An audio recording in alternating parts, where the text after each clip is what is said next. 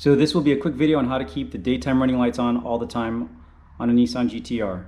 As you can see here, headlights are on, daytime running lights are off. We're going to make an adjustment in the fuse box so that when the headlights are on, the DRLs are on as well. So everything that we need to do is all in this battery compartment here. Pop off the top cover to the battery box.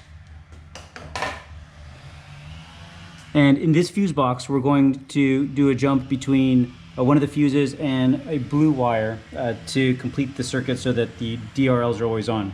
To do that though, we need to take out the battery, and to take out the battery, we need to take out the rest of this trim. So it's just a matter of popping off these plastic rivets. I like using a plastic tool just to make sure that I'm not marring up any of the surrounding plastic.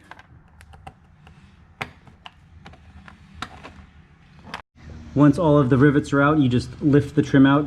The rubber shroud at the top is held on with additional plastic clips, so you pop those out, and then the whole plastic piece comes out.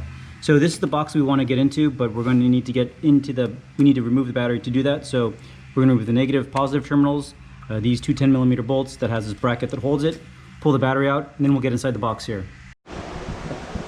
Okay, so after wrestling for it a bit, I finally got the fuse box off. There's two clips down here. Let me take this panel off now. Down here, there's these two little pins that need to push up. I was supposed to be able to push it up while it was on there, but I found that I couldn't, and so there were these two clips here and here that lock the whole fuse box onto this metal piece. I just pulled that up, slid the whole thing up a bit, got it off, and then I was able to hit those two tabs to pull it off. So if you're not able to get it off while it's mounted to the metal bracket, I took off one additional pin here that allowed me to move this trim up enough to get the whole fuse box off, and I was able to get access to it. So from here, we're going to take this 10 amp fuse and use a tap to get into this blue wire with the gray lines on it, right here.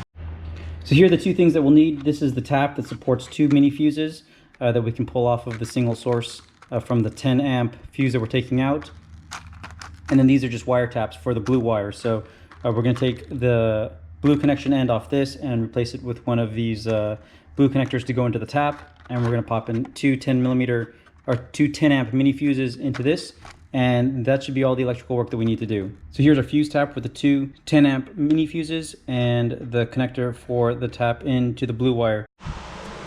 And here's the final look of the fuse tap in the original top 10 amp space with the new two 10 amp mini fuses, then coming down and being tapped into this blue wire that has a couple of gray lines on it. So with that all neatly placed, I'm going to get the cover back on, dismount it in, get the battery back in, and try it out.